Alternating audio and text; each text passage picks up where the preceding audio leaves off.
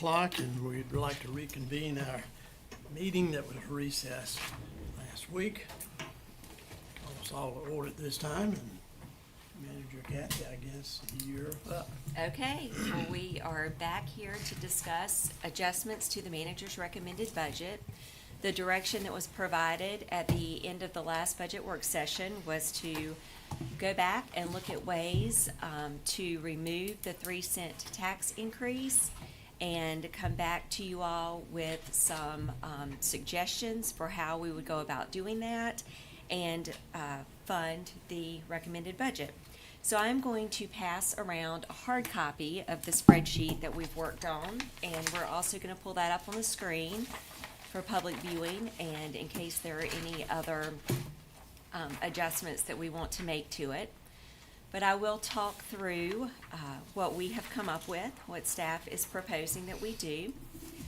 So you'll see that this is kind of in 4 different sections. You have revenues on the left-hand side at the top and expenditures on the right, and these are general fund related.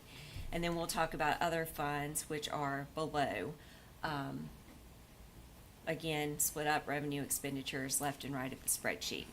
So the first adjustment that was made was to remove the 3-cent property tax increase. So that resulted in a decrease in revenues of $1.52 million. When we adjusted the property tax collection rate from 97.5% to 98%, that added in $187,729 in revenues. We also needed to back out the 3 cents from DMV tax revenue projections, so that resulted in a decrease of $103,449. We have included now a transfer from the Capital Investment Fund, the CIP project for the Person County Office Building HVAC system, of $1 million back to the general fund. So in effect, this is a fund balance allocation because in this year's budget, we advanced $1 million through a budget amendment that was done in the last month or so. So we could go ahead and purchase go ahead and order the equipment needed for this CIP project in the new fiscal year. So now that $1 million is in the budget for next year, and the intent was that it would go back into fund balance to kind of repay what we advanced this year. But that is now available to reallocate, reduce the capital investment fund, put that back into the general fund. So that is where $1 million would come from to make up the difference for the 3 cents. The $455,740 that is noted next is a transfer from the airport construction fund. This funding, back when we constructed the new corporate hangar at the airport, we anticipated grant funding to come in to pay a portion of that. So the general fund advanced some monies to pay for the construction of the corporate hangar, and we are now in receipt of grant funds to cover some of those expenses. So this is pulling some of the grant funding out of the airport construction fund to pay back the general fund for some of the expenses related to construction of the corporate hangar. So in effect, that's pulling out of the airport construction fund balance, but it is to repay the general fund as originally intended. And then we added in $20,000 in the general fund to fully fund the special appropriation for the museum. So that is our suggested actions to take for balancing the general fund budget. I'll go ahead and move on to other funds, if that's okay. So the fire tax collection rate, if you increase that by from 97.5% to 98%, that results in an additional $11,125 in revenues. So we have increased the unallocated line item within the fire tax district fund by the same amount. In order to fully fund ECBIC's request for their special appropriation for fiscal year 25, We've increased the fund balance appropriation within the Economic Catalyst Fund by $42,800. We also received, this other adjustment was not as a result of the discussion with you all last week, but we did receive notification from the E911 board at the state level that we will receive $12,394 less than anticipated, and we have plenty of funding in the E911 telephone fund balance to make up that difference. So that is also noted on this spreadsheet. So those are now your recommended adjustments to the recommended budget. So I'll be glad to answer any questions that you might have about what has been presented. Quick question, going back to EMS with the Stryker equipment lease. Yes. When we did the RFP for that, were they the only ones that responded to that RFP? We did not do an RFP for that. We already have Stryker equipment. That is the majority of the equipment that we use. Okay. So this is just a way to transition the current equipment into the updated method of funding it. In the past, we've used operating funds. We've also done some debt financing when we've needed to purchase new equipment for EMS. So this is migrating our purchasing strategy and maintenance strategy for that equipment to the lease with the same manufacturer that we purchase from now, so everything remains integrated. A question along that line, in the budget, that number was 558,000. Well, that was the increase to the contract services line item. The net increase for implementing the lease is $366,000. Right. Because we are reducing some of our maintenance and service agreement line items where we previously budgeted for our maintenance contracts for that equipment. So the net effect on the budget is $366,000 for that particular. Yeah, so purchase. that separates the two from a 350 something, 558, whatever it was, to 366. Right.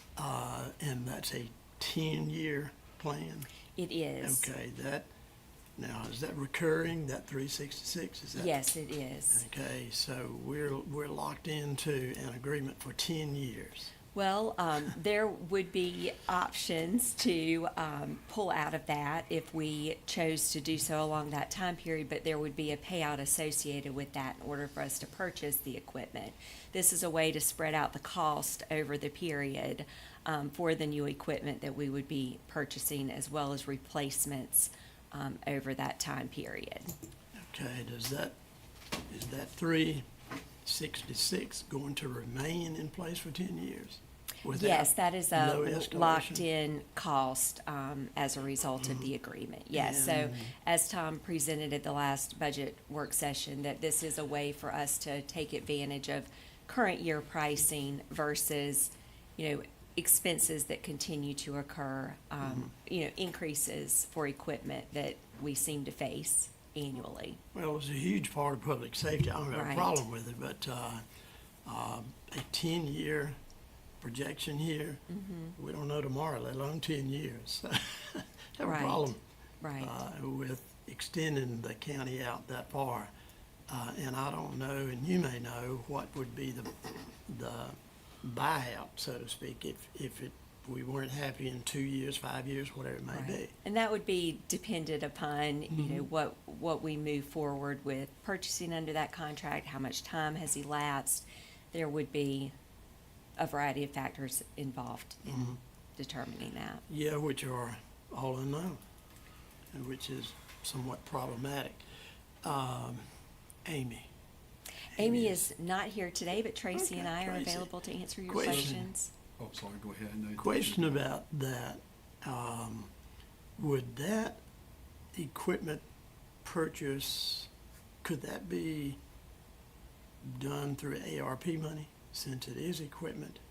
If we would go back to some money we have set aside for economic development, and I say economic development and EMS here because as we talk with prospects for industry, business and industry here, one of the things they're always concerned about, among others, is public safety and emergency services. So would any of that money qualify? Well, the Could- ARP funding has now been kind of freed up. It's Okay. revenue replacement is what we were able to utilize the ARP funding for due to the amount that we received. So it's at the board's discretion Could- it as could far as be- how you would like to Could allocate be that. earmarked for that. So for this year to get this in place, if the board wants to do that, I don't know if you do or not. Again, a 10-year plan on something like that leaves a lot of unknowns, but, so that 366 could be separated from separate those two in the budget and paid for separately through ARP funds. We could utilize ARP funding Okay. to pay for that portion of the increase in this year's budget. Yes. Okay, all right, good, thank you. And, Mr. Sims, you? Yeah, I just wanted to know if I'd like to see a copy of the lease or the agreement just to see what we're doing. I know we're Okay. talking about it verbally, but I'd Right. like to see it in writing if I could. Okay. So, that's, one of the things that I think I wanna, again, so if there's any questions I have, then I can bring them up on that. Okay. And I agree with the chairman on, 10 years, that's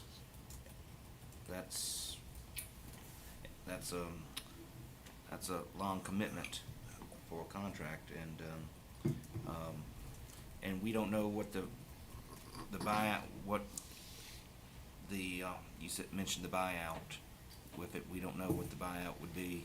Yeah, I don't know the specifics of that off the top of my head, but we could certainly get some information to you over the next week or so. I mean, Tom could make a full presentation to the board, if you desire, at your next board meeting. Okay. Well, I agree with your recommendations. And Mr. Chairman, do you, since, we are in agreement regarding EMS questioning the contract on that, do we want to just set that aside from the budget and have that be a completely different agenda item for a presentation at our next meeting with more information, and we make a decision outside of the Well, budget on that? That's why I'm questioning that, because I think we pretty much all agree here that there are a lot of holes in that one, so to speak, and information that we don't have or we don't understand. Absolutely. And 10 years is a heck of a commitment, and at that price as well. And I would just go out on a limb and say that in all probability that number would increase somewhere Absolutely. in that contract. Mhm. It won't stay the same for 10 years, so Mhm. a lot of unknowns, so yeah, I mean, I'm good Okay. with that. Okay, so, well, Mr. Chairman, I will make in a form of a motion for staff to prepare a budget ordinance reflecting the changes minus the EMS contract with Stryker, to be decided by this board at a later date on that. Sure, and with the potential to use ARP funding towards that, yes. right? Yeah. Okay, we can Yeah. prepare a presentation We've Okay. to provide additional kind of details on safeguarded that. that Absolutely. money for intended purposes, and I think this would be a case where it could be very useful, accomplish a goal there for this year's budget. Now, again, we can decide on the future there at a later meeting, so when we say a later meeting, what do we project? Next meeting will be fine. Well, I mean, You gonna do? And I'm not sure, due to our agenda deadline, if we'll have it ready for the next meeting. It may be July 15th, but I'll check in with Tom to see what that looks like. And then we are to That'd be pass fine. our budget ordinance June, what? June 17th at your 17th. next meeting, which is a Yes. week from today. So, So we'll pull that out, but we can always do a budget amendment later if you were to Sure. decide to fund the Stryker program with ARP Alright. funding. Okay. Well, we've got, of course, we've got a Republican board here, and the Republicans generally stand on several things, one of which is being conservative. And I'm glad to see this come around, because I really had a lot of heartburn about pulling $1.6 million out of general fund balance going forward, because when you make that kind of decision, next year's budget, I won't be part of, but it's coming back to maybe haunt this board, I don't know. And so good fiscal distribution of taxpayer money is extremely important here, and so I'm encouraged some here. And we did hear from our finance director that next year's funding may be a little antsy, we've been cautioned, and we trust her and put a lot of faith and again, trust in her foresight as to how we spend our money, and so that was a flag. And another thing that put us in the hole was the deal that we did to go into a contracted agreement for vehicle replacement, or vehicle maintenance and replacement. We did that midstream this year, and in my opinion, was not a very good decision, because that put us in a hole probably $700,000 between what previously was budgeted and that 1.3 that we budgeted. Water under the bridge, it's over. But it does fall under the umbrella of good conservative thoughts along finances and spending taxpayers' money. As the old saying goes, it's easy to spend somebody else's money. But at the same time, we are responsible, and I think, again, some of these things that were up to this point we've talked about does reflect what I believe the Republican Party stands for, and that's good, again, good conservative approaches to spending taxpayer dollars. So we'll do that. Well, when we pull out the Stryker lease, we will need to reduce either that transfer from the capital investment fund or the transfer from the airport project construction fund. Okay. My suggestion is that we reduce the transfer from the airport project construction fund, because we already have that $1 million there to shift. Good, because that- we've got some good Yeah. things Good. going on there. We don't want to hinder what's already in place and going forward. Okay, Yeah. And, We'll make Mr. that Chairman, change. my motion will reflect, that, coming back into the airport fund on that. Okay. We do have a motion on the floor then. Do we have further discussions? let me just make sure, Go ahead. Tracy, do you have any questions about, okay, we're good. Okay. You good, Madam Clerk? All right, we do have a motion. All in favor of the motion as stated, say aye. Aye. Opposed? None. Motion carried. Thank you. So we're, We will prepare the budget ordinance for approval at your June 17th meeting, and we'll get a presentation ready for you on the Stryker lease for either June 17th or July 15th, depending upon the timing. all right. And Tom is out at a conference this week, so that's a bit of a complication as far as getting ready for the next meeting as well, so. Yeah, good. Okay, other business? All right. If none, well, we can take a motion to adjourn. So moved. Motion to adjourn. Any discussion? Hearing none, all in favor say aye. Aye. Opposed, none. Motion carried.